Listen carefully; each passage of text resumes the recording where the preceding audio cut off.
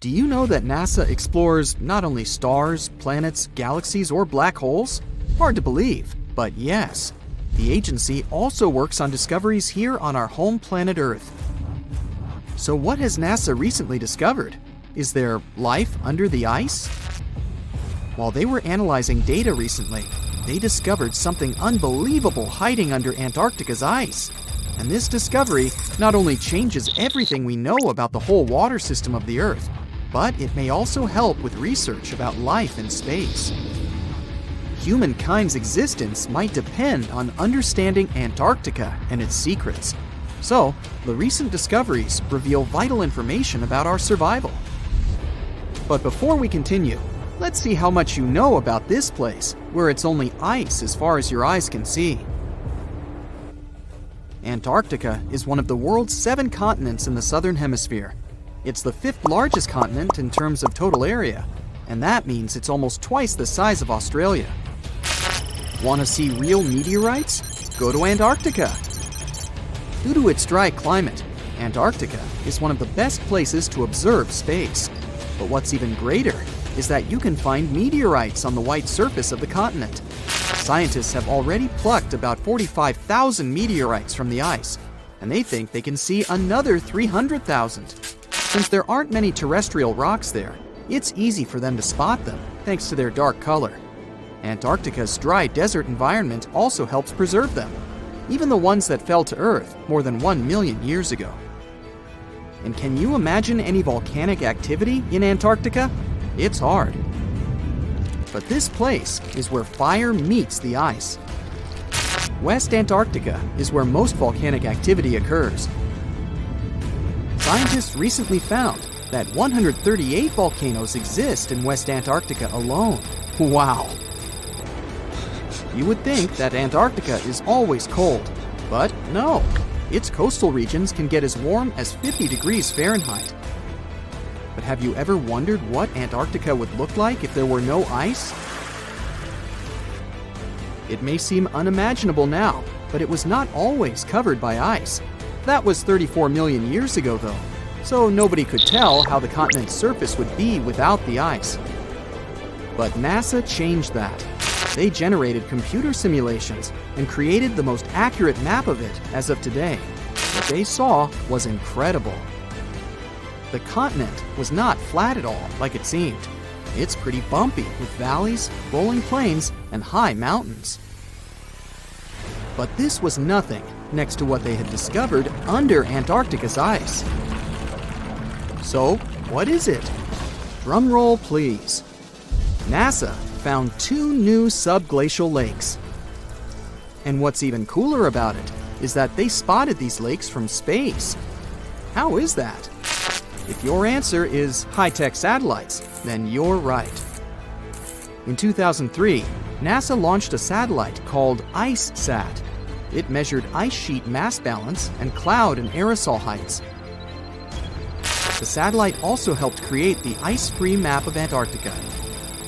In 2010, the European Space Agency launched the second satellite, CryoSat-2.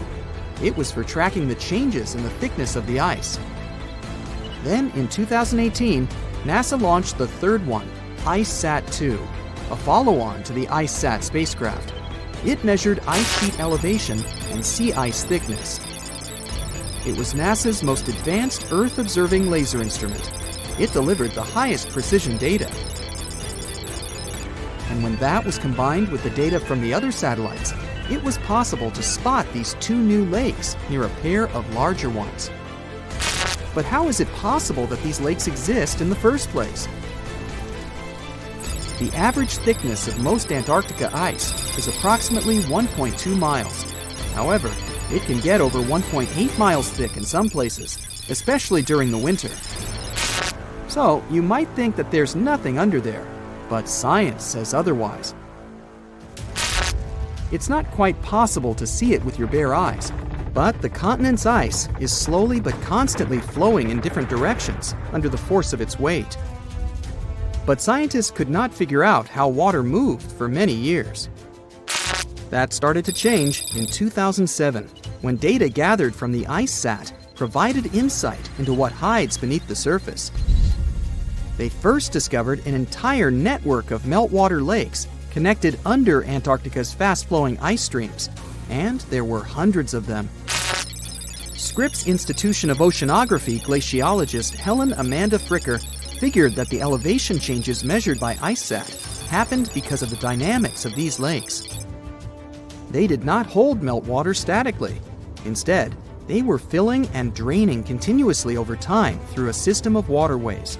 And as they did that, the ice above rose and fell. But where do they drain? The ocean, of course, and it drains a lot.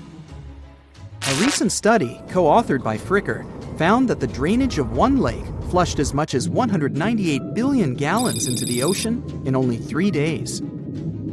Countless mysteries about how nature works are still waiting to be solved. But finding the 2 new lakes will give scientists a better picture of how fast the Antarctic ice sheet will change as the climate gets warmer, and how this will affect global ocean currents and sea level rise. The filling and draining cycle of the lakes also caused the ice sheet to suffer cracks and crevices. So, the information they find from these new lakes will also give them a better understanding of the damage on the surface of the ice. They will also be able to assess how this filling and draining system influences the speed at which ice slips into the oceans and seas. And that means they can evaluate how the added fresh water may alter marine ecosystems. This discovery may also suggest whether life is under the ice. Wow! Scientists drilled through about 3,504 feet of ice and found that water samples taken from one of the lakes contained approximately 10,000 bacterial cells per milliliter. Such a high number of bacterial life is a good sign, because that means the icy waters might also support higher life forms, such as microanimals, and one of these new lakes might even be their home. But the most exciting thing is that the new lakes might help them understand whether life on other planets is possible. Scientists believe any life below the frozen surface of the planet Mars might follow the patterns seen in Antarctica's lakes. So, there is a possibility that they might find critical new information on the type of life that may have existed on the red planet. You wouldn't want to be there during the winter, though. The lowest temperature on Earth you can experience is negative 128 degrees Fahrenheit. In 2010, there was an even lower temperature of negative 135 degrees Fahrenheit, and you may feel this cold much worse due to the strong and dry winds. Did you know that the size of the ice surface on Antarctica also changes throughout the year? It's about 1.2 million square miles during the summer, but when it's winter, it grows to 7.3 million square miles. Yet, despite the change, it remains the largest piece of ice on Earth. Sorry, Arctic, you lose. Do you know these cute little penguins? Consider these animals the locals, because there is no native population in Antarctica. It's a no man's land, because no single country owns it. But do you know who really owns it? 5 different species of penguins, seals, and killer whales. Ha ha. Despite the continent's harsh conditions, you can visit it as a tourist for fishing and research purposes. Around 5,000 people reside on the continent during summer at research stations. But when winter comes, the number naturally drops down to 1,000. Antarctica's ice blanket makes up 70% of the world's freshwater reserves. Imagine what would happen if it melted. The global sea levels would be raised by almost 200 feet. Discovering hidden places on our planet is extremely exciting. Today, I'm taking you on a trip that you aren't going to forget anytime soon. But suit up. This is about to get very cold. You hop on a plane and land on the ice-covered island of Greenland. An unbelievable view of the Aurora Borealis, aka the Northern Lights, is greeting you. You can't believe your eyes. Your guide tells you how rare this phenomenon is. Usually, people spend days trying to hunt it down. You feel lucky and take your time to appreciate these beautiful dancing greenish lights. You're glad you brought your camera along, aren't you? Between clicks, you learn that the Aurora Borealis is the result of some rather rough events. This spectacular light show occurs when energy particles from the sun slam into Earth's upper atmosphere. On day 2, you continue to explore the place by air. This may not come as a surprise, but Greenland is one of the world's largest islands. This time, on board a helicopter, you can see the infinite icy landscape. In case you're curious, you're now flying over 656,000 square miles of thick ice. Oh, what's that down there? It looks like a family of polar bears. You don't want to get too close, of course. The conditions in Greenland might be too tough for people to live there, but some animal species do very well in this land of ice.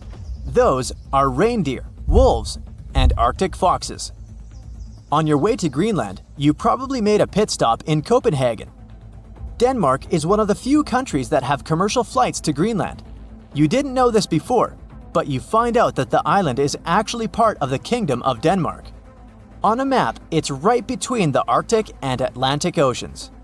You're lucky to have a local pilot that tells you about the secrets hidden in this scenery.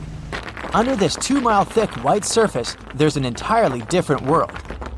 A world filled with canyons, meteor-carved craters, and millennia-old plant fossils. You are beyond excited to go visit one of these spots, but of course, you'll have to use your imagination, as all of it is hidden under ice. Believe it or not, nearly 80% of the island's surface is covered with it.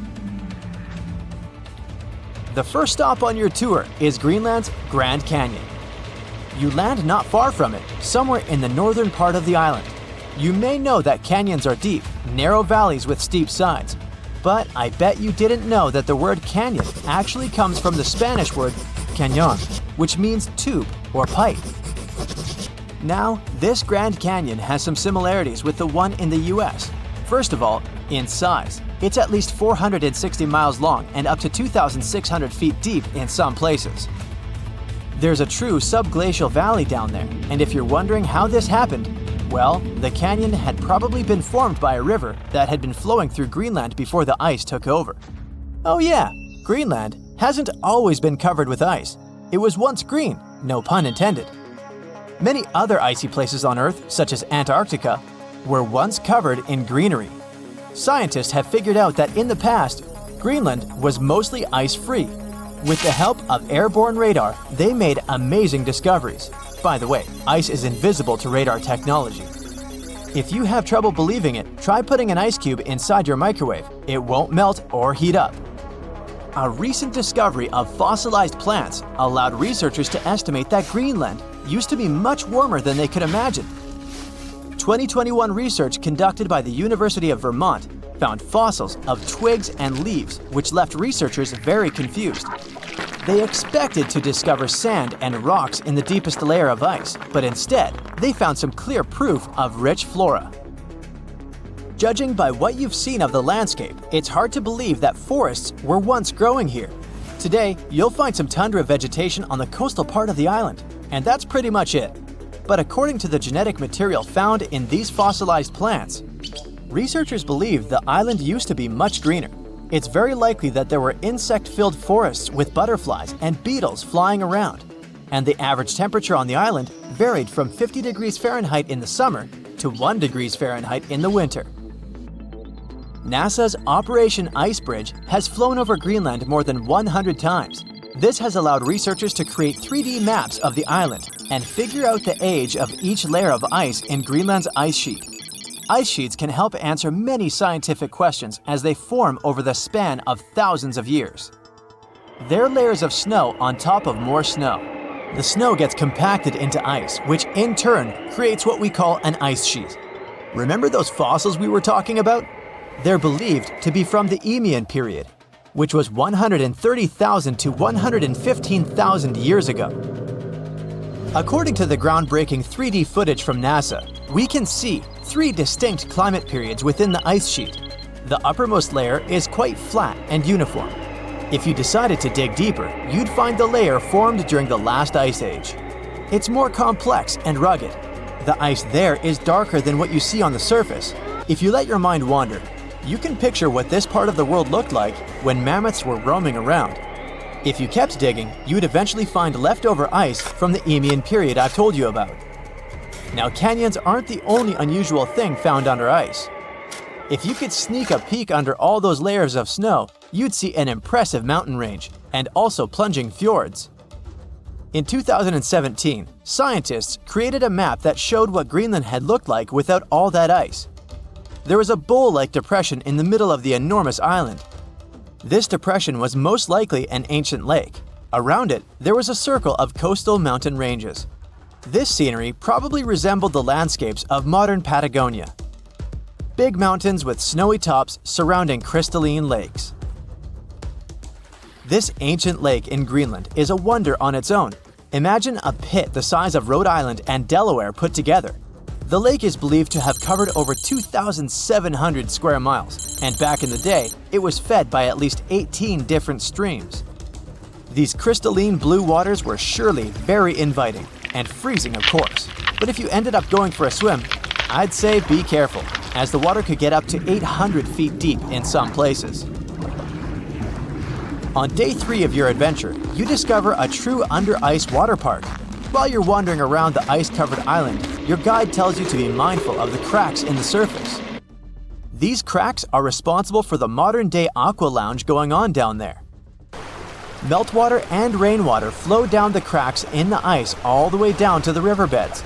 This forms a landscape of jewel-like lakes and streams filled with crystalline water. Researchers estimate that about 60 small under-ice lakes exist there. And yes, they're actual lakes. Perhaps one of the most impressive hidden features on this island is a meteor crater. Under the Hiawatha Glacier, you can find a 19-mile-wide impact crater big enough to swallow the city of Washington.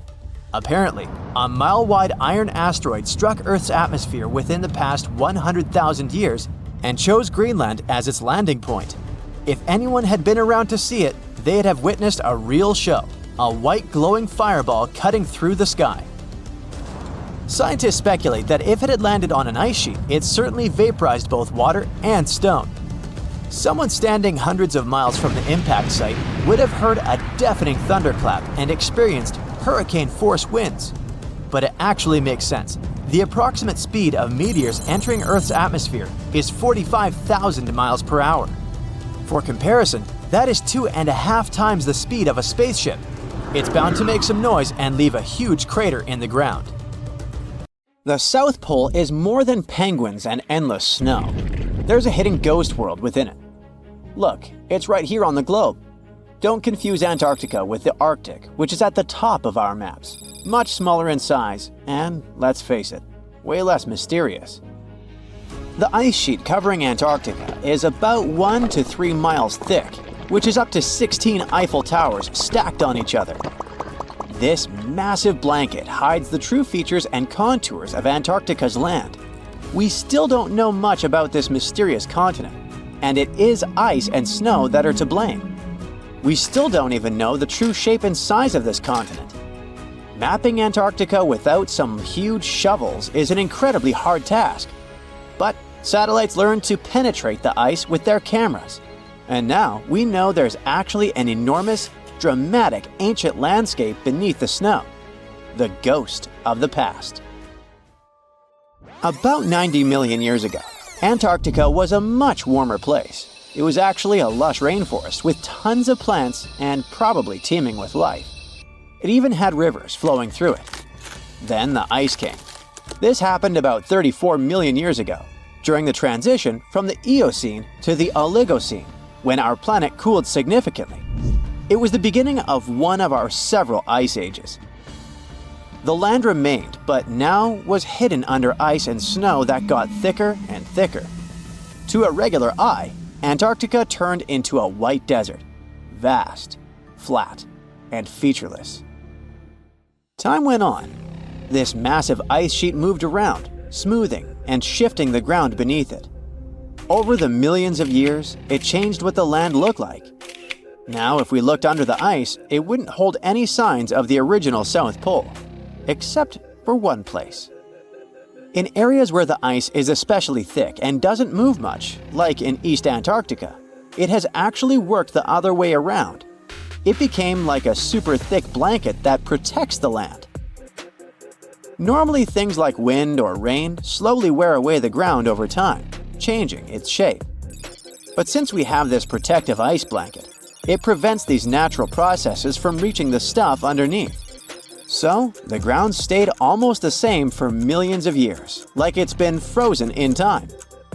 This special area near the Aurora and Schmidt subglacial basins has become the ghost of Antarctica's landscape. This place was barely touched even since it was first covered in snow 34 million years ago. This is a historical footprint, a place that can tell us what Antarctica's ground looked like before it became a freezing nightmare. As scientists peered under East Antarctica, they saw an amazing ghost.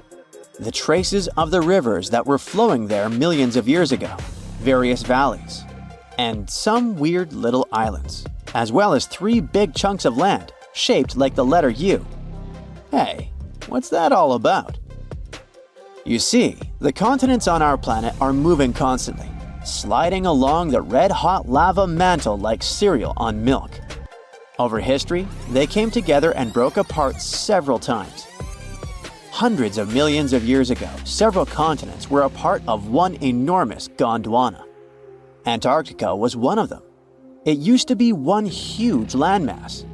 But when Gondwana broke apart, the poor continent got stretched by tectonic forces. Parts of land were pulled away from each other. Whoosh! And they got torn apart. And that's how we got these big chunks or blocks of land under thick layers of ice. In any case, scientists now want to explore this ghost a bit more. But to study it deeply, they need to actually drill down through the ice, like using a straw to get to the bottom of a thick shake. This will help them pick up some rocks and dirt from way below to learn more about the Earth's history and climate. Antarctica is the 5th largest continent in the world, approximately bigger than the entirety of Europe or Australia, competing with the entire South America in size. Aside from East Antarctica, we discussed there are several more regions: Antarctica Peninsula, South Pole, West Antarctica, and the Ross Sea. The continent is basically a frozen sandbox, and all its hidden, mysterious landscape is actually less explored than Mars's terrain. We only know for sure that without ice, it wouldn't just be flat and empty, but an entire world full of big mountains, huge canyons, and even fiery volcanoes. Some of these volcanoes are so huge that they peak above the layers of snow. In West Antarctica alone, there are at least 138 volcanoes, though only about 8 or 9 are active today. One of the craziest ones is Mount Erebus, the southernmost volcano and the tallest one on the continent, about 12,500 feet high. And deep beneath the ice sheet, this guy hosts incredible, beautiful subvolcanic caves. The temperatures there are warm enough for t-shirts. The Antarctic Peninsula, or Lesser Antarctica, looks like a bunch of mountainous islands deeply underground. It has newer volcanic rocks that are part of the Pacific Ring of Fire, which is like a giant circle of volcanoes and earthquake zones around the Pacific Ocean. The Greater Antarctica is a huge part, almost as big as Australia. It consists of East Antarctica and the South Pole.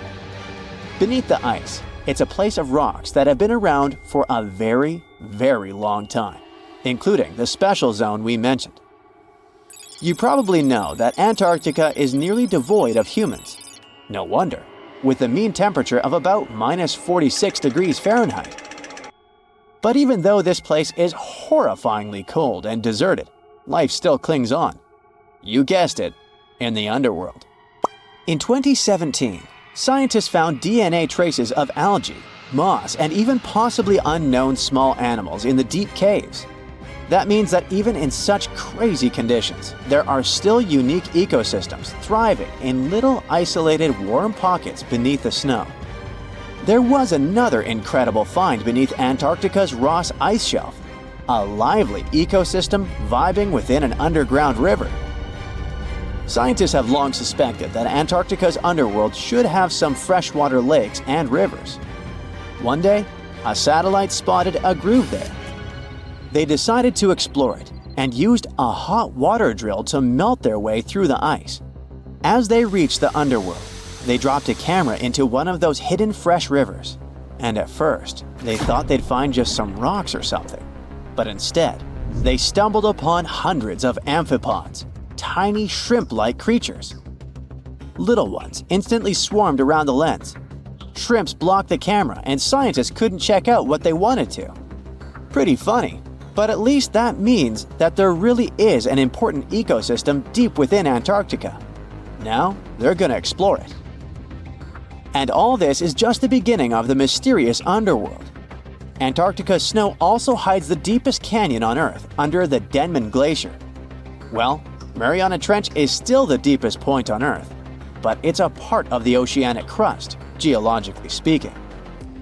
Also, in 1958, explorers found a huge mountain range under the ice, as big and tall as the famous Alps Mountains. The range stretched for about 745 miles with peaks as high as 1.7 miles. And all this magnificence is buried under tons of ice. Who knows what else we might find there?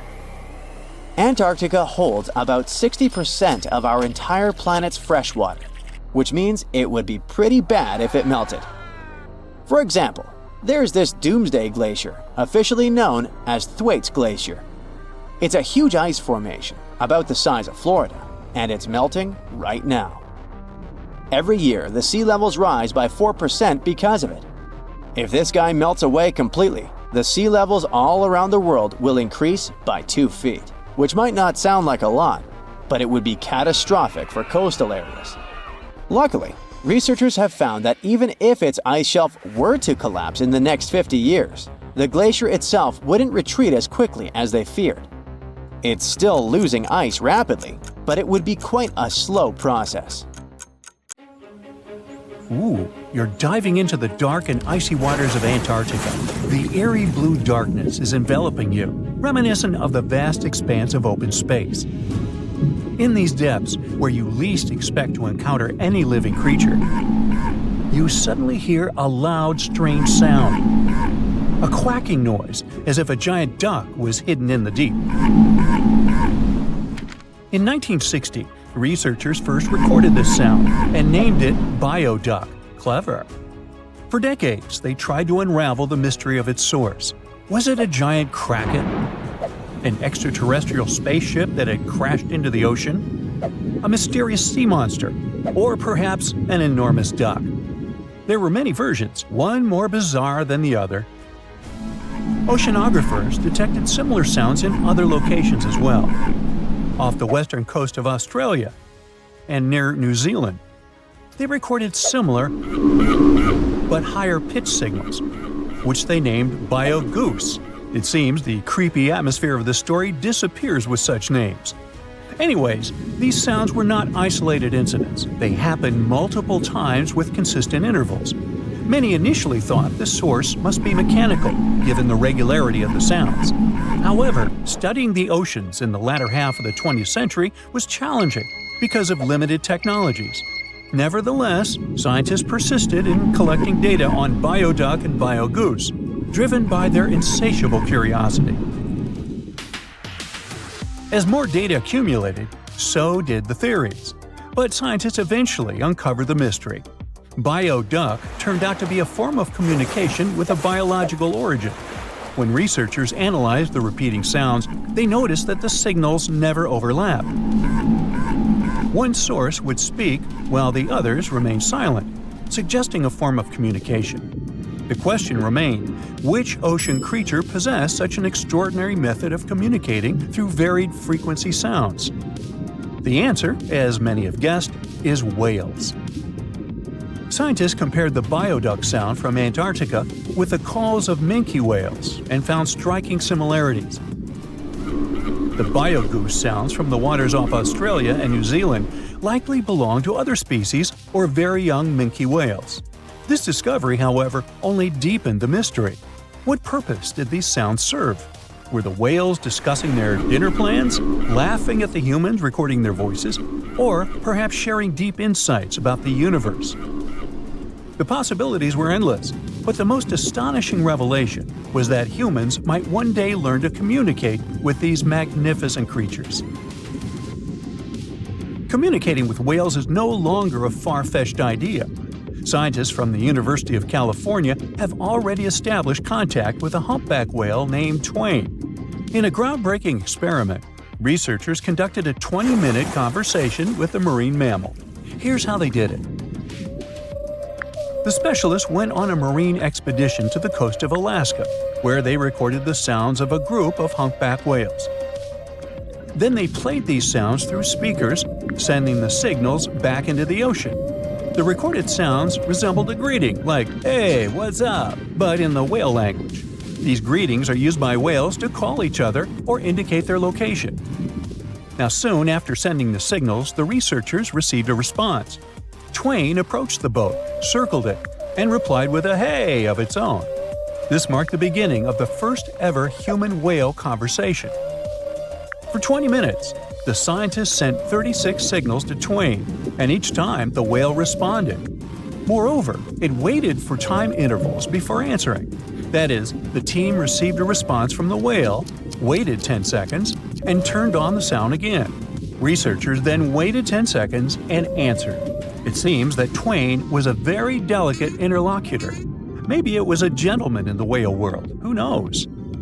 Or maybe it was simply intrigued by the unusual interaction. The signals used in this communication belonged to a group of whales that included Twain. It's likely that the researchers had recorded Twain's own sounds and used them to communicate with it. In a sense, Twain was conversing with itself. Now let's continue our journey and venture into the deepest oceanic trench on Earth, the Mariana Trench.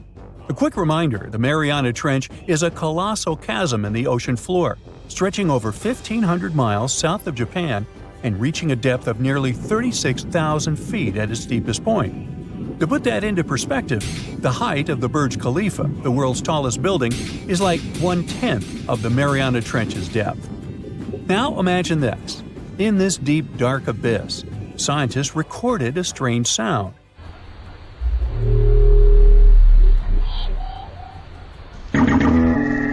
Unlike bioduck, this sound resembled something from a science fiction movie, a low rumble, followed by a metallic ping, reminiscent of the sounds made by spaceships in sci-fi movies. Researchers named this mysterious phenomenon biotwang noises. Scientists first detected this strange sound in 2014 during an acoustic survey of the Mariana Trench, and they quickly identified its source: whales, specifically Bride's whales. Using artificial intelligence, researchers analyzed around 200,000 hours of audio recordings from the ocean and found matches with a group of Bride's whales.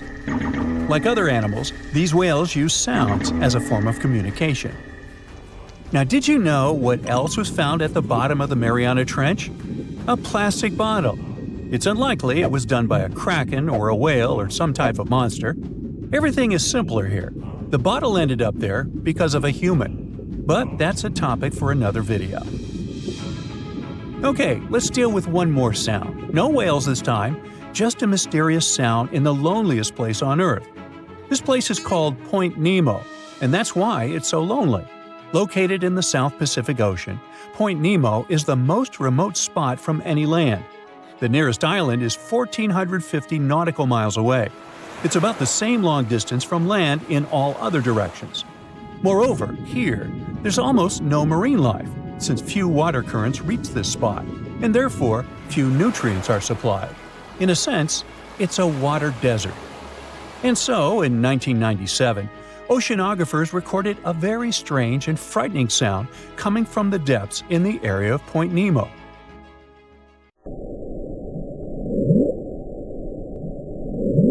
It was something gigantic and scary.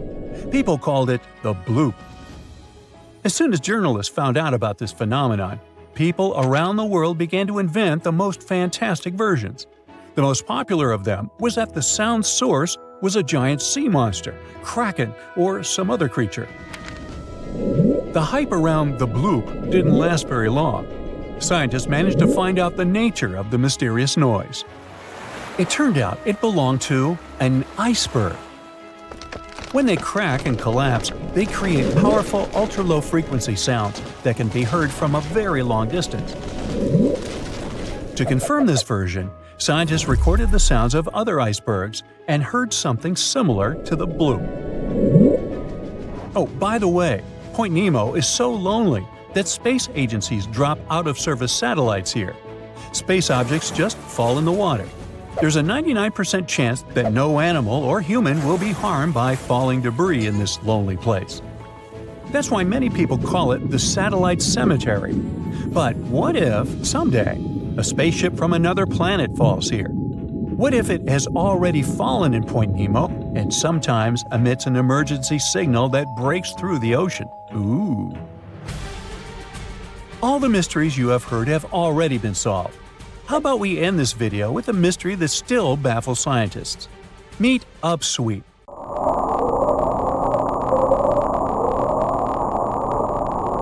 One of the most mysterious sounds ever recorded in the ocean. It's not just noise, it's a series of short ascending tones repeated at intervals of several seconds. It was first discovered in 1991 using hydrophones installed in the Pacific Ocean. At first, oceanographers suggested that upsweep could be associated with volcanic activity or underwater earthquakes. But the seasonal nature of the sound and its intensity change depending on the time of year, which rules out these versions. People began to consider hypotheses related to the biological life of the ocean. They studied the migration routes of marine animals and their behavior at different times of the year. However, despite all efforts, the sound source has not been identified. Some studies suggest that upsweep may be associated with certain species of fish or other marine animals that make sounds for communication or navigation, but no one has been able to prove it. This sleek, state-of-the-art submarine named Ran was sent to explore the depths of Antarctica. But as soon as it discovered something, it mysteriously disappeared. So, what happened? It all started when scientists wanted to explore one of the most remote and mysterious places on Earth, the Dotson Ice Shelf in West Antarctica. This ice shelf, silent giant, stretches 30 miles wide. That's almost the length of New York City. It stands between two icy promontories, the Martin and Bear Peninsulas, and it hides an entire world of geological mysteries. If you think that Antarctica is nothing but a desert of super thick snow and ice, you're wrong. There are entire landscapes hidden deep down there. The underside of the Dotson Ice Shelf is a rugged, dynamic terrain shaped by the slow, relentless forces of nature. There are towering ice formations, deep troughs, and bizarre structures stretching for hundreds of feet. Scientists are super curious about it, but as you can imagine, this landscape isn't easy to explore at all. To find out more, we have to scan the area with satellites or try drilling through the snow, trying to collect the big picture, piece by piece. But these methods only gave us vague hints. The real breakthrough happened when scientists came up with the idea to let the submarines explore it. Autonomous submersibles could swoop deep into the icy waters beneath the Dotson Ice Shelf and tell us what's up down there. These robotic explorers have fantastic advanced sonar systems. It's that thing that bats or dolphins do. They can use sound to see the world. Basically, they send out sound waves underwater, and when those waves hit something like the ice shelf above or the seafloor below, they bounce back to the system. Animals feel how long it took for the sound waves to return and how they changed. And this helped them understand what's located where. For example, clicks that dolphins send out tell them where the fish are. We copied this crazy evolutionary trick and adapted it to our underwater exploration. Only our version is much cooler, with a higher level of precision, so we created detailed maps of the environment. The Ran submarine was one of those robotic explorers. It was named after the Norse deity of the sea. Ran had been meticulously programmed to navigate a treacherous landscape of Antarctica. But even with all this training, its journey led to an unexpected and eerie end. In 2019, Ran was sent to explore the depths beneath the Dotson Ice Shelf. It was a hero, the first one to go on a mission like this. The team said it was like seeing the other side of the moon. For 27 straight days, it worked tirelessly. It traveled over 620 miles beneath the thick ice. That's like a journey from Paris to Berlin. Ran went further and deeper than anyone could have imagined. At one point, it reached over 10 miles into the glacier's belly, and what it discovered down there was astonishing. Scientists thought there would be some smooth, uniform ice surfaces, but RAND revealed an underside marked by huge cracks, ridges. There were formations that looked like sand dunes, frozen in time. And finally, it found some mysterious swirling and teardrop-shaped patterns. They all looked more like art than geology. This actually tells the story of ice shelves and the ocean around it. Warm water sneaks in under the ice and melts it from below. Sometimes it smooths the ice out, but other times it carves out these weird, uneven shapes that look like patterns and drawings. And some of these shapes are huge, over 1,300 feet long. That's about 3.5 football fields. The reason why they look like swirling doodles is because the Earth spins. It makes the water turn in special ways, bending the shapes and drawing these spirals. It's called the Coriolis effect. Imagine you were on a merry-go-round and tried to throw something like a ball. It would go in a curve, not a straight line. Same thing happens with the water on Earth. Later, scientists found similar patterns in other Antarctic ice shelves, though they weren't as epic as the ones under Dodson. But RAN also discovered something horrifying. Turns out that these warm waters, aside from being great artists, are also a huge danger. The Dodson ice shelf isn't just hanging out serenely on the sea. It's part of a very delicate system and acts as a protective barrier that holds back huge glaciers in West Antarctica. The ice shelf is floating on the ocean, but it's still connected to the land. As warm water sneaks underneath it and the ice melts, the Dodson can't hold on to the land as tightly anymore. The protective barrier starts to weaken, and this lets the glaciers behind it move faster into the ocean.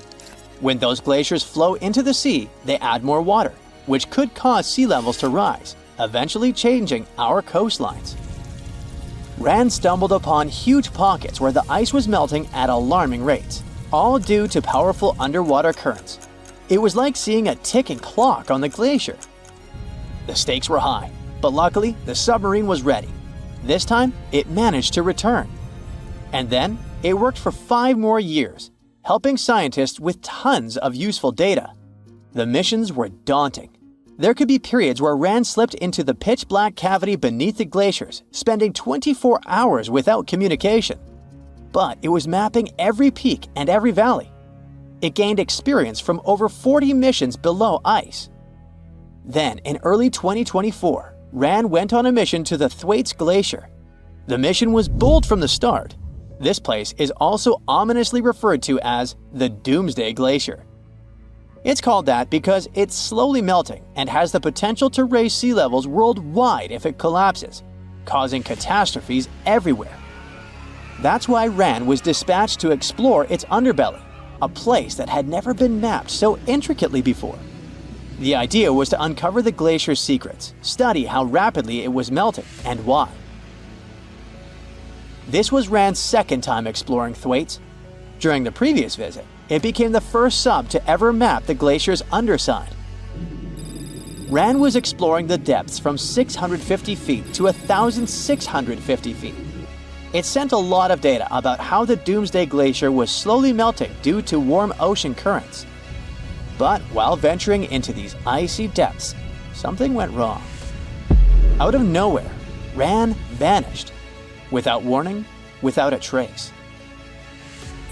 One moment it was sending back crucial data, and the next it had slipped into the abyss. No distress signals, no final transmission, and it didn't return to the point it was supposed to. People sent extensive searches, helicopters soared overhead, drones buzzed through the frozen skies, but no sign of the submersible emerged from the glacier's grasp. After a while, RAN's batteries would certainly run away. So at this point, it had definitely been swallowed by the abyss beneath 1,500 feet of ice. That was a huge and sad loss for the scientific team. The scientists at the University of Gothenburg are now looking to replace RAN and continue their important research under Thwaites. To this day, scientists have no idea what happened to it. Some say it may have been trapped in the ice. Others believe it was pulled away by an unseen current. It also might have collided with something unexpected, Whatever the truth is, its disappearance has left scientists stunned, and it looks like the ice shelf will hold on to its secrets a little longer. At least we gained a treasure trove of knowledge from Rand's journey. Scientists keep exploring Antarctica, looking for history that hides under the snow. For example, they discovered that around 90 million years ago, a lush temperate rainforest thrived near the South Pole. They revealed an ancient world far warmer than they ever imagined. Deep in Antarctica, they unearthed fossilized roots, pollen, and spores preserved in the soil. All this shows that there was a swampy rainforest that flourished despite months of polar darkness. All these discoveries changed our understanding of Earth's climate, both in the past and the future.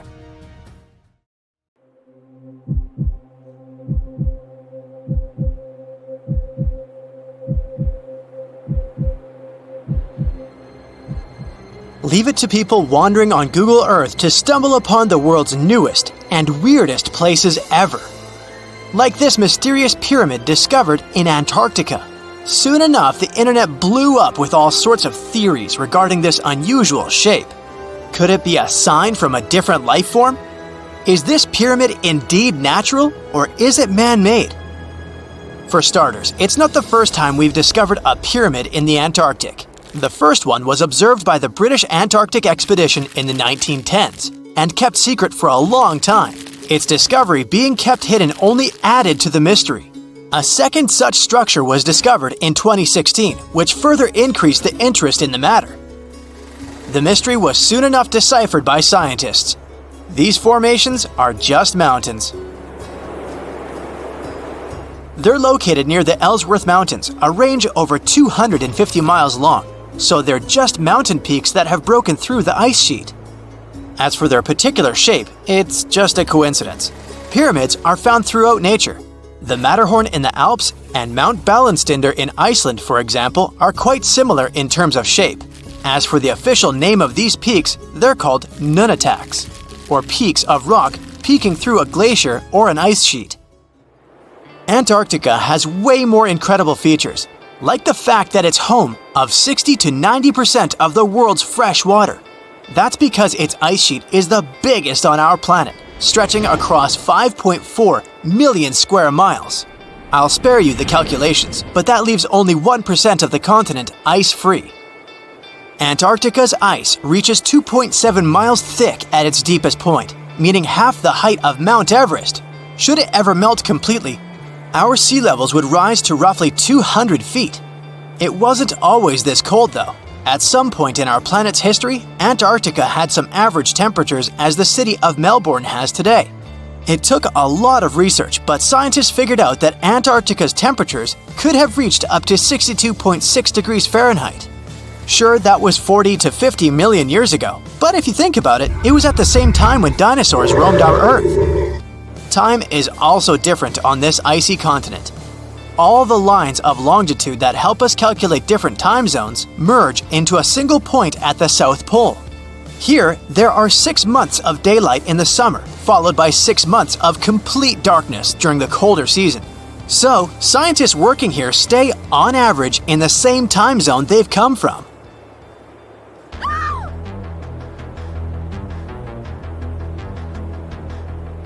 The Bloodfalls aren't a chapter of a thriller movie. They are merely a series of waterfalls located in one of the driest regions of Antarctica. They emerge from an underground lake filled with a special type of bacteria. These little organisms use sulfates as fuel instead of sugars, which makes them very intriguing for scientists. The water contained in this lake is so full of iron that it basically just rusts when it meets air. So, the reddish color of the waterfall also gives it its trademark name. The megalodon was the largest predator ever known in our planet's history. In terms of its location, the megalodon lived practically in all waters on our globe, except near the poles. The reason why there are no megalodon teeth found in Antarctica is probably because the gigantic creature was adapted to only warm tropical and subtropical waters. If you plan to visit Antarctica by boat someday, just know you might not get there on a non-metallic boat. The hull of your transportation device must be made of either steel or aluminum to withstand the harsh weather conditions here. Antarctica isn't home to a lot of bugs. In fact, there is only one true species of insect that calls this place home. It's a wingless midge called Belgica antarctica. This fly is so tiny that it only reaches 0.08 to 0.23 inches long, but it's still the Antarctic's largest terrestrial animal. A lot of Antarctic fish also come with an antifreeze substance in their blood. They don't necessarily need it for protection against the cold temperature, but mostly against touching ice. These antifreezes are made up of large glycoprotein molecules. They surround any small ice crystals that may form, making sure they don't spread through the animal's tissues, which could cause a lot of damage.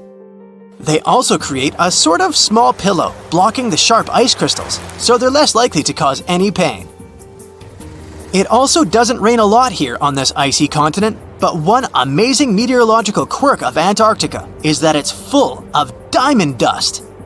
This dust is basically small ice crystals that pop out of humid air close to the Earth's surface. Think of it like an icy fog. As they flow through the air and get touched by sunlight, they begin to sparkle, making visitors here feel like they're surrounded by diamonds. It's probably the last place you'd want to go into labor, but in 1978, the first person was born here ever. Emil Marco Palma was its name, and ever since, 10 other people have been born here in Antarctica. There's a lake on this icy continent that is so full of salt, it makes it impossible for it to freeze over, even if temperatures can go as low as 5 degrees Fahrenheit. That's because pure water freezes at 32 degrees Fahrenheit.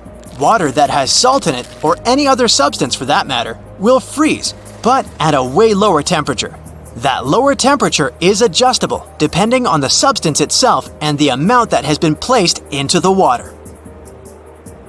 Antarctica was the last official continent to be discovered. It remained completely unseen until the 1820s. But it took another 20 years to confirm it was actually a continent and not just a group of icy islands. Just because it's really cold here doesn't mean you can't go on a date here.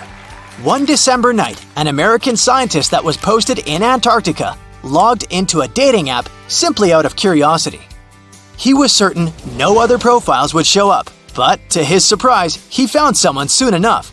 Another researcher who was stationed just 45 minutes away, by helicopter of course. They eventually got together and went on the first date in Antarctica ever recorded. Apart from ice, this continent has something else way more abundantly than any other piece of land on Earth: meteorites. If we look at the research done by scientists, meteorites have equal chances of reaching any place on our planet.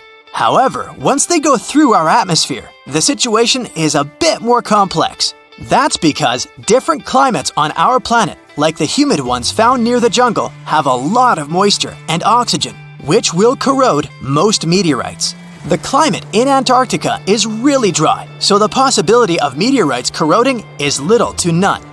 More so, it's way easier to spot these rocks on the icy white surface of this area than in any other place on Earth. If you're not scared of the cold, you'll surely freak out when you hear about the winds here. That's because Antarctica is for the most part the windiest place on Earth. Wind speeds have been reported here to reach even 200 miles per hour. Look at those lush coniferous forests and tundra. What a wonderland. You may have mistakenly thought it's Canada, but it's not. It's Antarctica, about 34 million years ago. So what makes Antarctica this frigid today? It turns out a mix of dropping carbon dioxide levels and some tectonic shuffle played a huge role in transforming this ice-free paradise into the frozen continent we know now. About 50 million years ago, CO2 concentrations were sky high, strutting around at around 1,000 to 2,000 parts per million.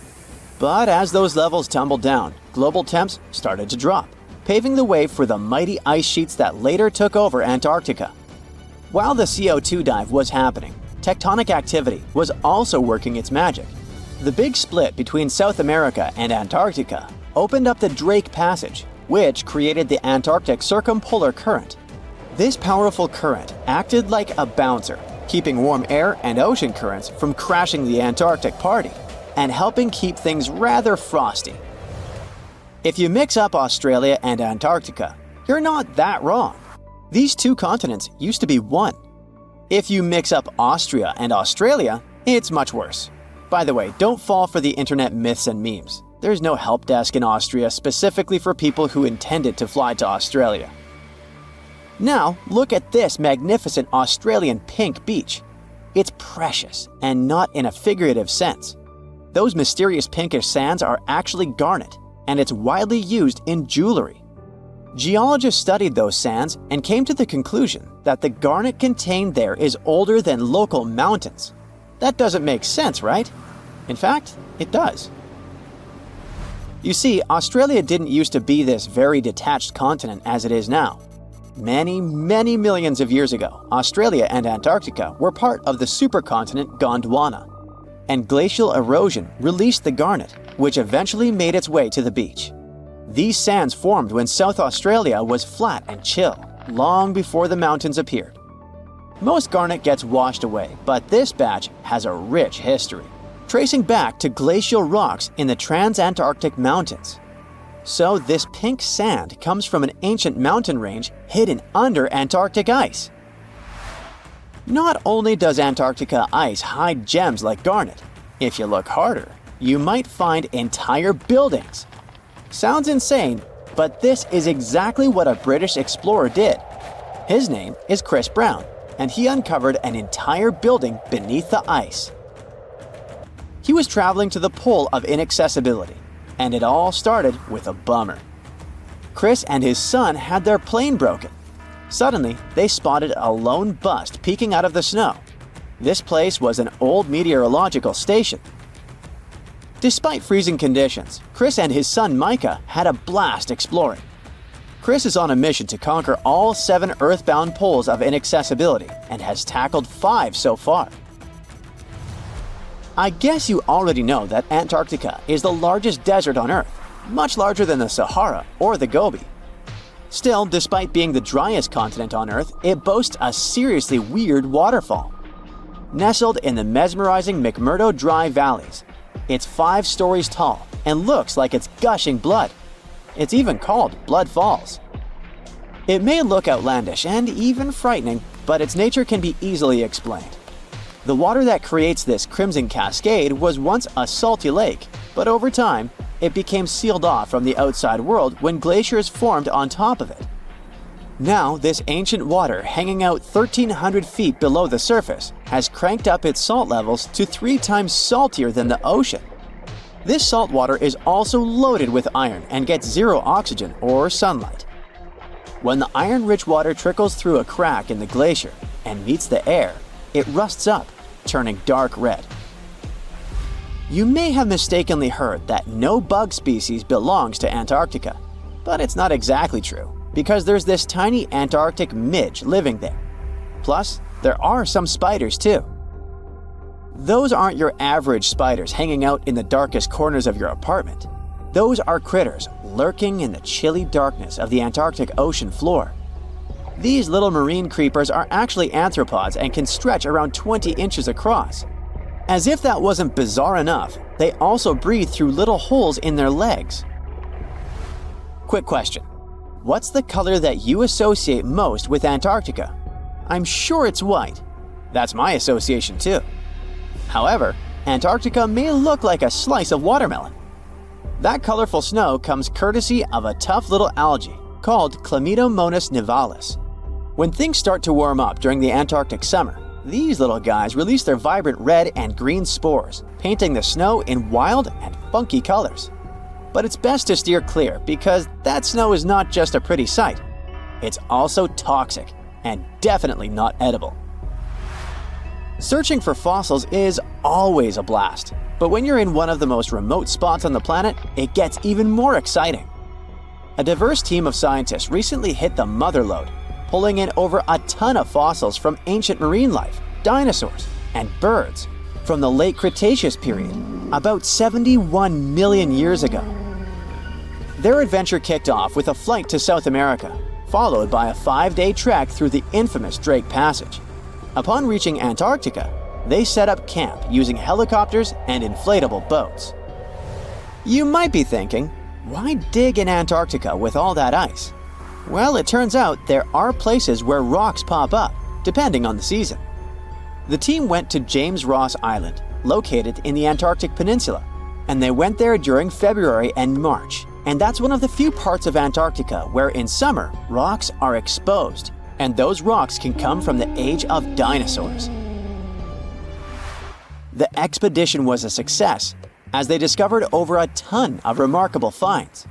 Next up, the fossils will head to Chile before making their way to Pittsburgh's Carnegie Museum of Natural History.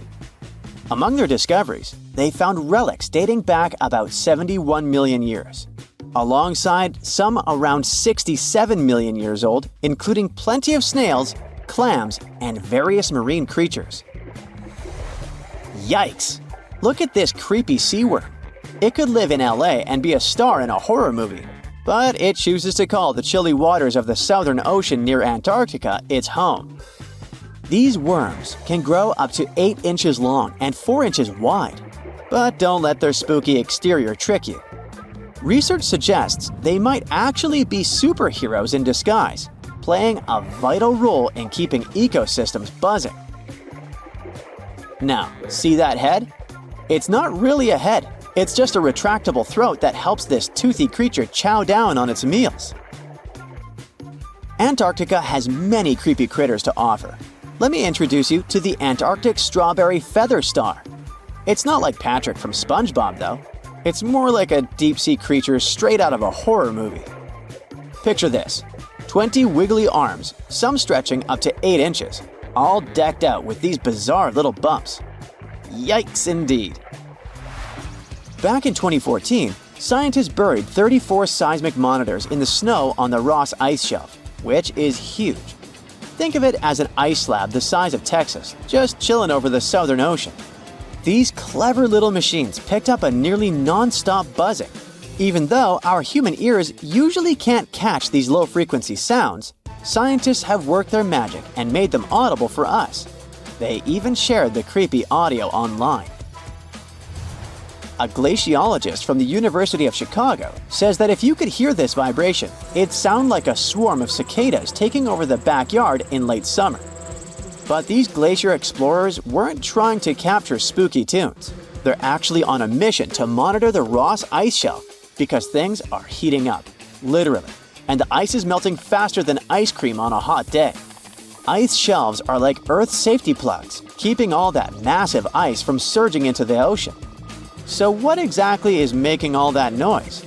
It's likely just strong winds whipping across ice dunes, creating a kind of natural vibration. Hey, look at this rock. At first sight, it looks like a regular boring rock, the likes of which you can see when walking along the beach. Its color doesn't stand out, and its weight is pretty regular, around 4 pounds. But everything changes when you learn that this rock was born on Mars, traveled all the way to Earth, and ended up in Antarctica. Ah, now the story sounds much more fascinating. So let's find out the details.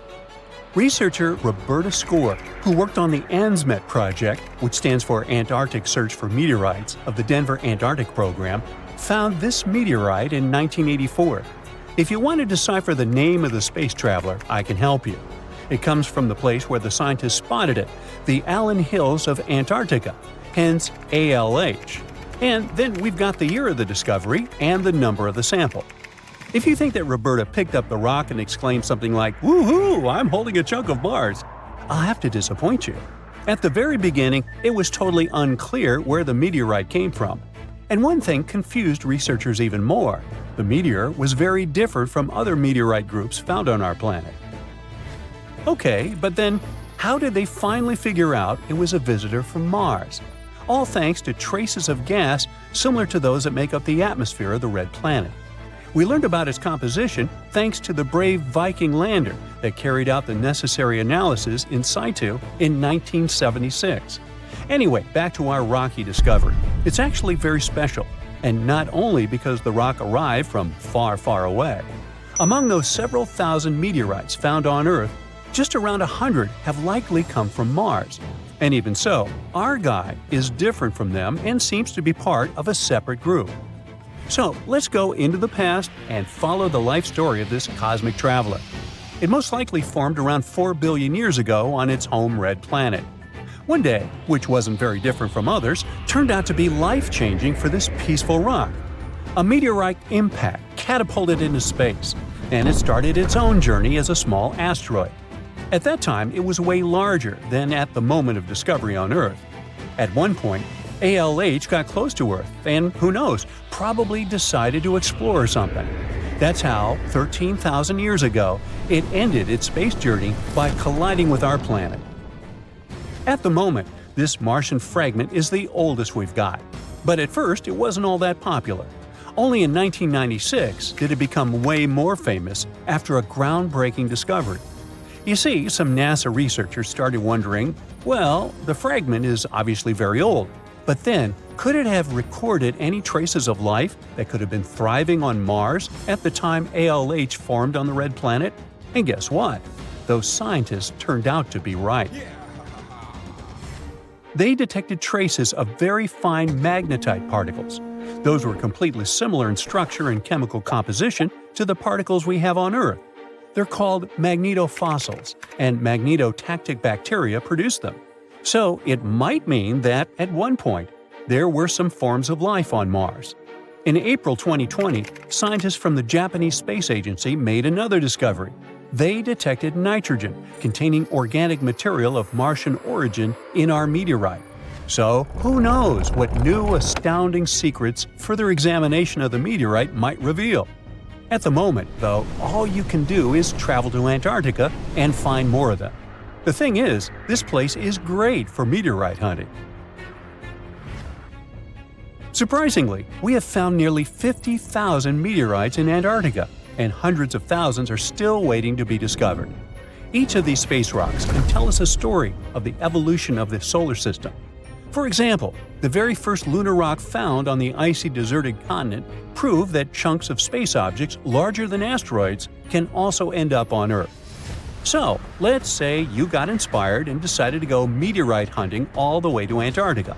Well, get ready for some serious challenges.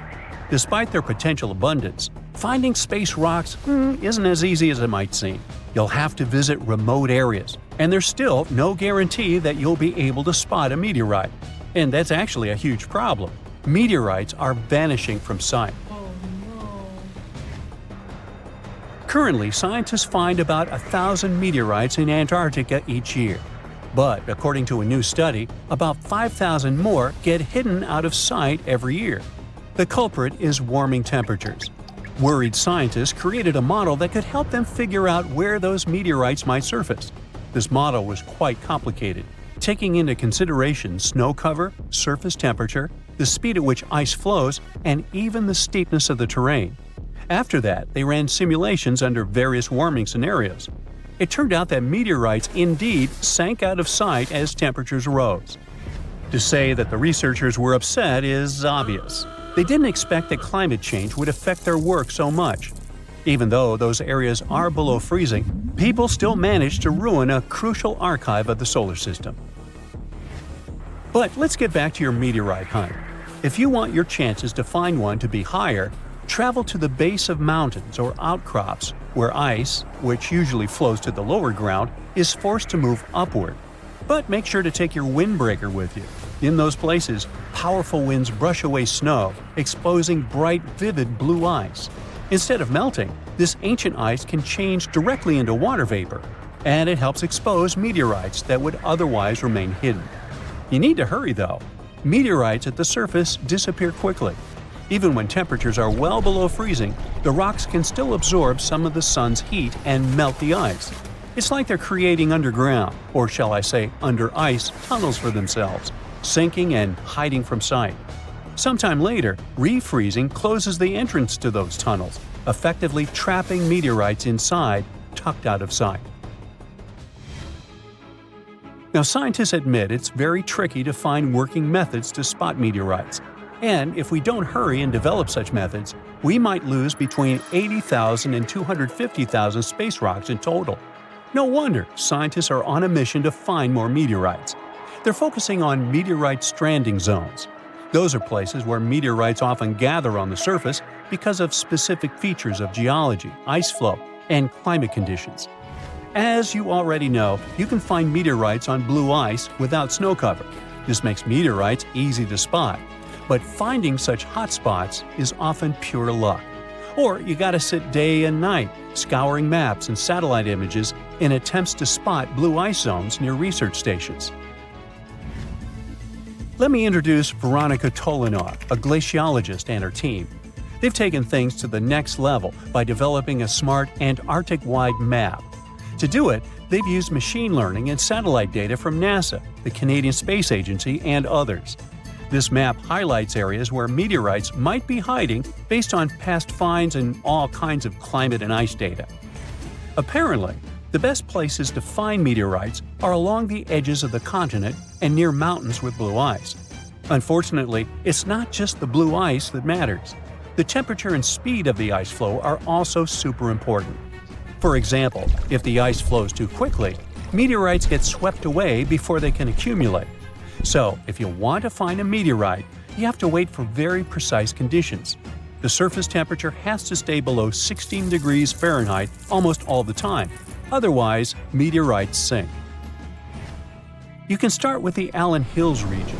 Yup, that's where our ALH friend was discovered. This area is kind of a meteorite gold mine with more than 1,000 finds. But there are even more promising places, like the Fimbulheimen Mountains, and no one has searched there yet. You might be the first. In any case, with this new map, researchers developed a where-to-go index that ranks the best meteorite hunting spots, making future field trips much more targeted. And with plenty of blue ice regions still unexplored, there are tons of meteorites just waiting to be found. So, what are you waiting for? So what comes to your mind when you hear the word Antarctica? Most likely, cold, snow, ice, and penguins. Yet, this is one of the least explored regions in the world that hides many strange and unique things. Check them out. You don't have to go to Antarctica to see this weird thing. All you need to do is open Google Earth and move to one of the southernmost islands of Antarctica, King George Island. Recently, internet users have noticed a large and pretty strange cave entrance there. Where does this wide, dark passage lead? People started making suggestions. It's the entrance to a secret base or some laboratory. This is the part of the spaceship that crashed there thousands of years ago. This is the door to the ancient city of Antarctica. Perhaps there's a giant rock mountain with an ancient cave beneath all this snow and ice. Well, there's some ideas. Users have calculated the approximate dimensions of this cave. It might be about 74 feet high and 250 feet wide. You could hide a Boeing passenger jet in there. Nature probably created this entrance. This is a logical explanation, but there are two strange factors. First, take a look at the foot of the mountain. It seems that there are steps there. They're dark in color, as if they're made of stone. And if you look closely, you can notice something similar to human footprints. Has anyone entered this cave? Or maybe someone is still living there now. The second oddity is the disappearance of the mysterious finding. For the first time, people noticed it in a Google Maps snap in 2007. Then the entrance disappeared. Then it reappeared a few years later. After that, it vanished.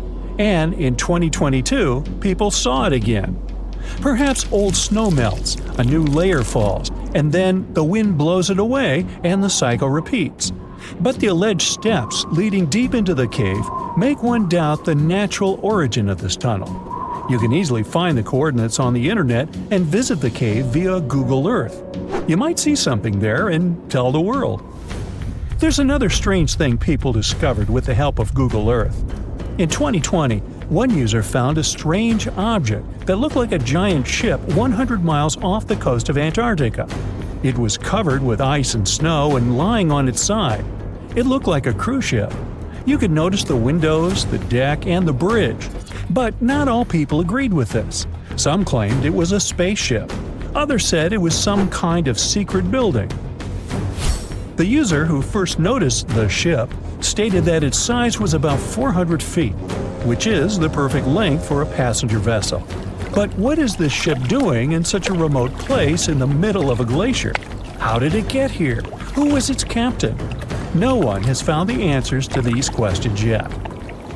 In 2016, people using Google Earth discovered a photo of an unknown sea monster floating off the coast of Antarctica.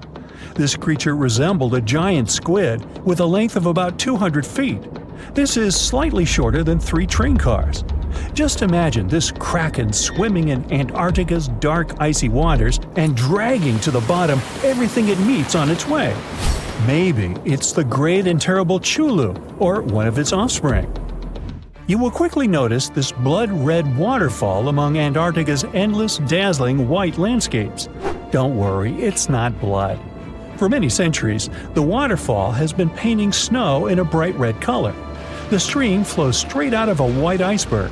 Let's look inside and find out what's happening there. Millions of years ago, there was a small crystal-clear pond, but then a glacier formed around it. A thick layer of ice and snow blocks sunlight, heat, and oxygen access. For millennia, the reservoir remained in this cold vacuum. But at one point, the water made a hole in the icy wall and broke out. When this salty water comes into contact with oxygen, it immediately turns scarlet or rusty. Antarctica is the only place where you can find such a unique natural phenomenon. One of the driest places on Earth is located in Antarctica. It's one of the most lifeless deserts in the world, the McMurdo Dry Valleys. In this desert, you won't see the scorching sun, hot sand, and cacti. A desert means a place with a lack of precipitation and life. The McMurdo Dry Valleys meet these parameters. But this place is also unique for Antarctica, since you won't find glaciers there.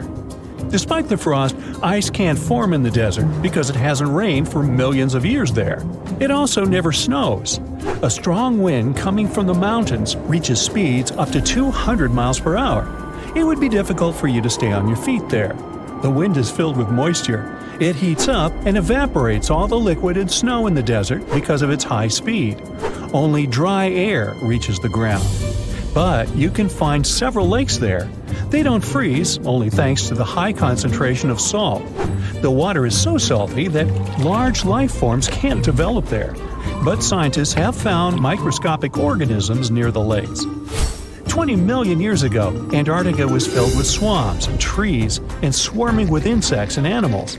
But now, it resembles the surface of Mars, literally.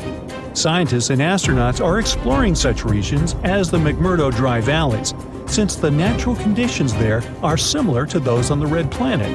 So, before you go to Mars, you can practice living in similar places on Earth. Also, scientists discovered an underwater world in the Antarctic filled with hundreds of amphipods, crustacean animals similar to shrimp. Wait a minute, it happened in the Antarctic? But the McMurdo Dry Valleys are located in Antarctica. Well, the words are very similar, but what is the difference? Oh, and don't forget the Arctic. The Antarctic is the region in the southernmost part of Earth that houses the continent of Antarctica, and the Arctic is another land altogether. They have the same natural conditions, frost, ice, and snow, but they're located in different parts of the planet. The Arctic is at the North Pole, Antarctica is at the South Pole. Now, back to the discovery. Scientists put forward theories that the ice of the Antarctic hides a vast network of freshwater rivers and lakes. And in 2022, they found a new ecosystem. Researchers explored the Antarctic Ross Ice Shelf and its underwater rivers. This is a massive piece of ice floating in the ocean. A team from New Zealand used a special drilling rig equipped with a hot water supply to drill a hole 1,640 feet deep. That's more than the height of the Empire State Building. Then, they lowered some video cameras and saw thousands of crustaceans swimming in different directions. So it seems they're very unorganized. In the waters of the Antarctic, you can also meet some of the scariest creatures on the planet. These are sea spiders. They got this name because they resemble land spiders, but they're actually a species of marine arthropods. And unlike land spiders, those in the ocean are much larger. They look like 8 strong legs without a body. One such spider can be a dinner plate in width. Some of them have no eyes and have proboscises instead of jaws. Sea spiders are poorly studied because they live in deep, cold waters. Antarctica hides many little-known animals. There are long tunnels in its glaciers leading to scary darkness. On this cold continent, people have found the remains of giant dinosaurs and other ancient creatures, such as the ancestors of modern ducks. Many underground rivers and lakes hide unexplored wildlife. Even the ice here can be weird.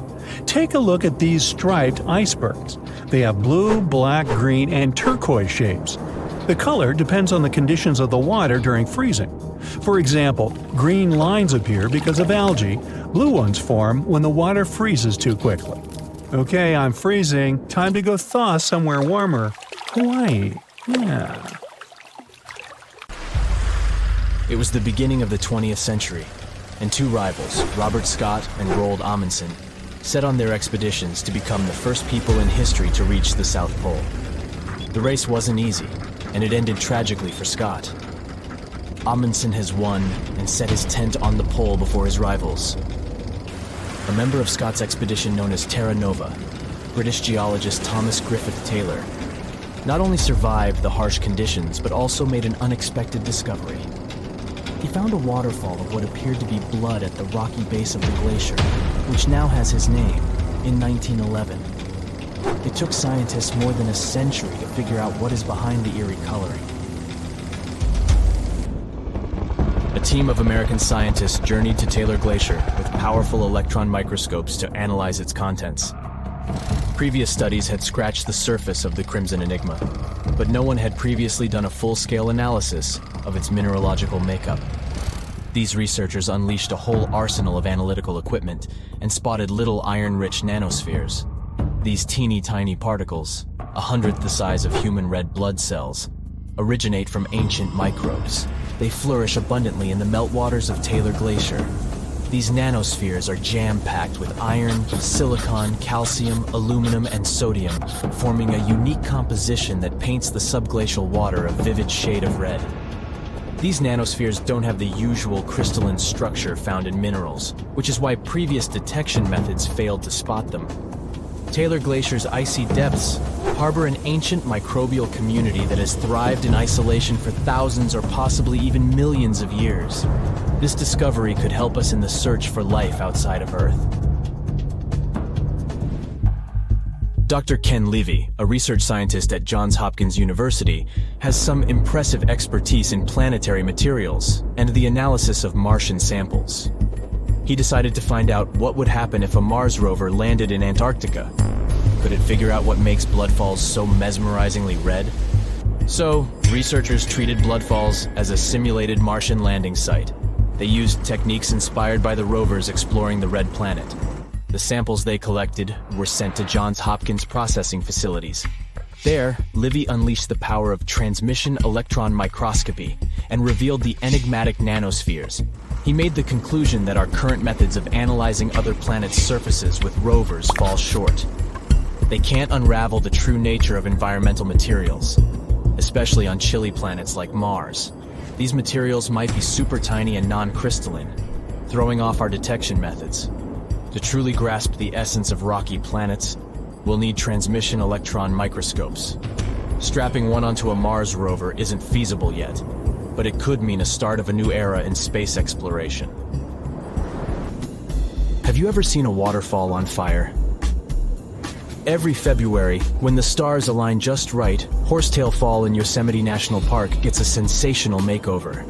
As the sun sets, its rays hit the waterfall at the perfect angle, transforming it into a blazing display of vibrant orange and red hues. We don't know exactly who and when discovered this natural miracle.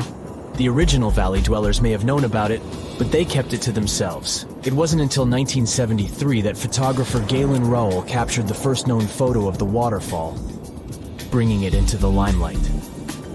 Since then, the firefall has become a global sensation, spreading like wildfire on social media and drawing crowds from far and wide. This magnificent cascade draws hundreds of spectators every year, but they can only see the show under certain conditions. First things first, Horsetail Fall needs a flowing stream. If there's not enough snowpack in February, the waterfall won't have enough water to create the magic. The temperatures must be warm enough to melt the snowpack during the day. If it's too chilly, The snow will stay frozen, and the fiery spectacle won't ignite. Second, we need a clear western sky at sunset. Those sunbeams need a straight path to hit Horsetail Fall and make it come alive. And since the weather in Yosemite is ever-changing, clouds can magically clear up just in time for the show. If all the conditions are just right, you'll witness the Yosemite Firefall in all its glory for about 10 minutes. The mystery of the sailing stones in California's Death Valley National Park has puzzled scientists for years. Heavy stones seem to have a mind of their own and move across Racetrack Playa, a dried-up lake bed. They leave behind a trail on the cracked mud. There were all kinds of theories to explain this phenomenon, from magnetic fields or dust devils, which are strong whirlwinds, to mischievous pranksters. No one has actually witnessed these rocks in action, which only added to the mystery. In 2006, a NASA scientist named Ralph Lorenz entered the scene. He was studying weather conditions on other planets, but he couldn't resist the allure of Death Valley and those elusive sailing stones. He had an eureka moment while tinkering at his kitchen table with a Tupperware container. Lorenz filled the container with water, leaving a small rock poking out, and chucked it in the freezer. Then he placed this icy construction in a big tray of water with sand at the bottom and gently blew on it. The rock began to glide across the water, leaving a trail in the sand. Lorenz had been studying how ice can make big rocks float and move along tidal beaches in the Arctic Sea. Applying this knowledge, he and his research team figured out that, under certain winter conditions in Death Valley, enough water and ice could form to make the rocks float across Racetrack Playa in a light breeze. And as they glided, they left their mark in the muddy terrain. The River of Five Colors, Cano Cristales in Colombia, has the unofficial title of the most beautiful river in the world. For most of the year, it looks like any other regular river. The real magic happens between the wet and dry seasons, when the water level is just perfect. This unique river floor is lined with a special plant, and when the conditions are right, it bursts into a dazzling display of colors. Think vibrant reds, stunning yellows, and lush greens, all mingling with the blue water. It's like stepping into a living rainbow with 1,000 shades in between. This phenomenal display only lasts for a few weeks, from September through November.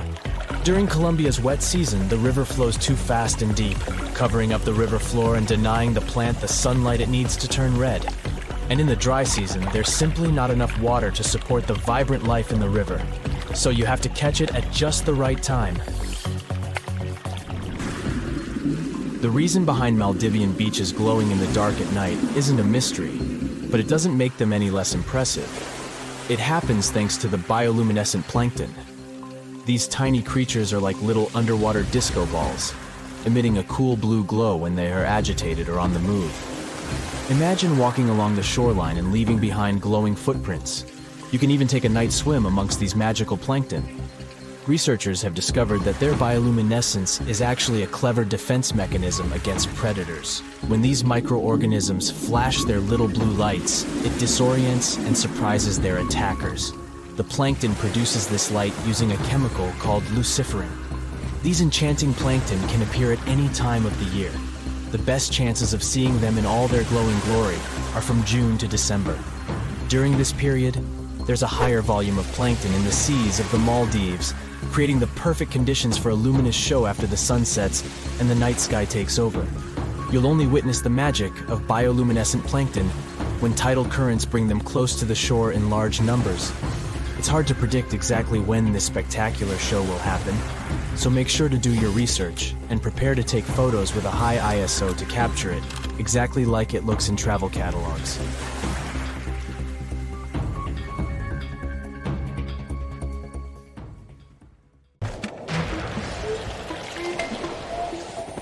There's not much to do in Antarctica except scientific work.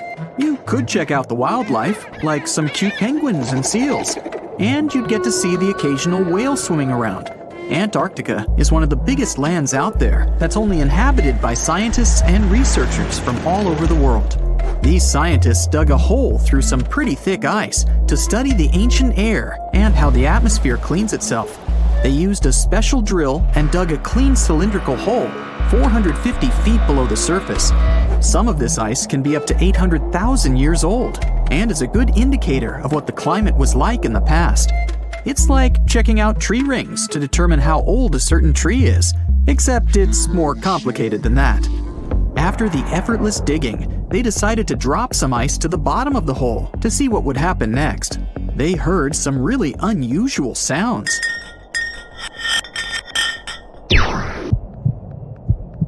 It felt like being on a spaceship traveling through a bunch of obstacles with many rocks smashing into each other. The pitches changed over the quick descent of the block of ice, ranging from high pitch and ending with a low heartbeat-like sound. The scientists were puzzled when they first heard this and dropped some more ice, only to find out that the same type of sounds were being produced, just in different variations. They couldn't tell what was down there, and, more importantly, why these kinds of sounds were produced. Antarctica boasts quite a few volcanoes, many of which are under super thick sheets of ice. Scientists discovered 91 volcanoes and claimed there could be more, potentially making it the most extensive volcanic region in the world. While they were doing regular scientific research, they came across many unmistakable large cone-shaped figures underground. Some were as deep as 2 miles in the ice. Some of the peaks were over 3,000 feet tall and dozens of miles across. But on the surface, it's as plain as a sheet of paper. They may have dropped that block of ice inside an actual volcano that they were standing on, but it's unlikely. Even though the underground volcano presence was discovered by accident, there's a small chance they were actually standing on one where they had their workstation set up. It's more likely that they worked in an area where studying ancient climates is easier and less dangerous than other places. They collect ice samples and study them in a lab. It's like discovering a prehistoric insect embedded in amber millions of years ago when dinosaurs used to roam the land. But instead of little bugs, scientists study ancient dust, air bubbles, sea salts, volcanic ash, and anything else that may have come from the environment. They can practically tell how the climate was during that time. These ice samples might show that Antarctica's western ice sheet melted when the Earth's climate warmed up. If it did, then it's likely to happen again. That would mean sea levels rising, affecting coastal cities and small remote islands. But scientists aren't sure it's true, despite some evidence to back it up. The process of studying ice samples can take a week or even a year, depending on what they find. They crush or melt the sample bit by bit. And like those tree rings, the deeper the layer, the further we go back in time. In order to study ancient bubbles trapped in ice, researchers have to crush the samples under a vacuum hood to keep the air out while extracting the air and putting it in vials. There are various instruments and devices to study the ice samples, but because it's so sensitive to damage, each measurement must be in a clean room setting so that nothing gets compromised. The scientists have to wear proper bodysuits and many layers of gloves and constantly get ventilated. Even something as tiny and insignificant as a fingerprint can ruin a sample. They look for certain patterns to see changes in the atmosphere's composition and temperature. But dropping a few blocks of ice down a hole wouldn't be so bad. The reason why it made such a peculiar sound is the same reason why a moving car sounds different when it's honking than when it's stationary. The scientific word for it is the Doppler effect.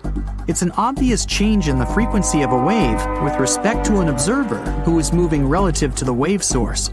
The effect doesn't mean the frequency of the sound changes, it just shifts. And this can be said about other types of waves, like water and light. But sound waves are the most popular ones when it comes to the Doppler effect. So, when the scientists dropped the ice block down the bottom of the hole, the sound waves traveled back up and bounced around the narrow tube where they drilled. That's why they got the pew pew sound. Let's not forget that this ice block traveled 450 feet beneath us.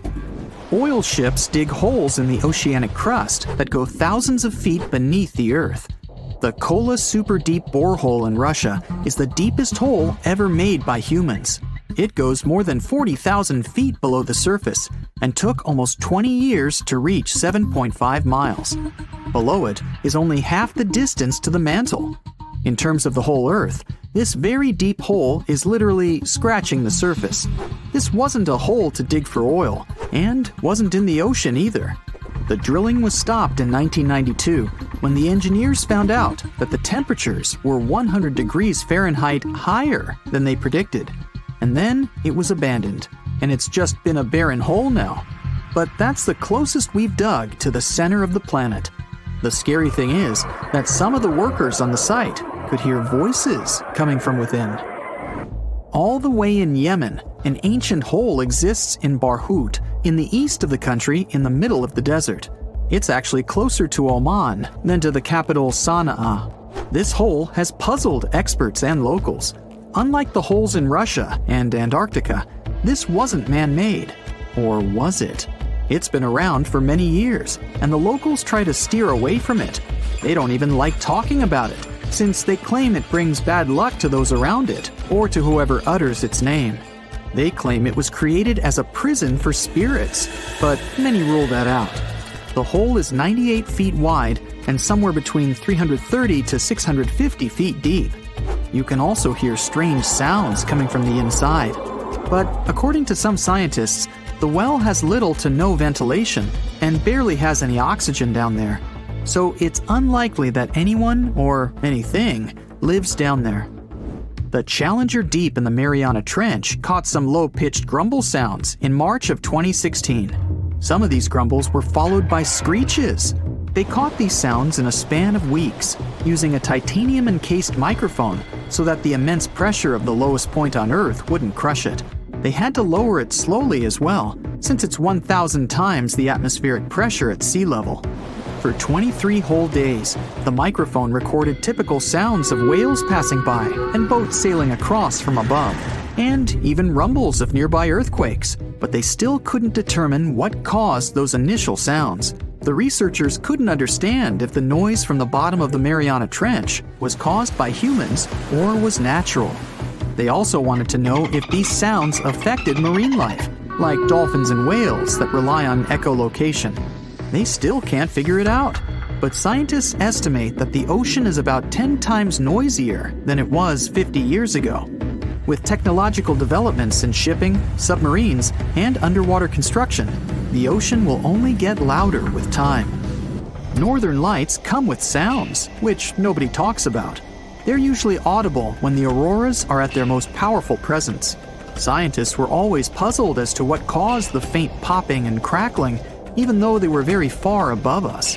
They used some special microphones and found out that the sounds came just 230 feet above us, which is pretty low. They're caused by electrical charges gaining power in a specific region of the auroras. The electrical charges are disturbed by magnetic storms that fire up the northern lights. As a result, some tiny sparks are released into the atmosphere, causing the faint crackling and popping noise.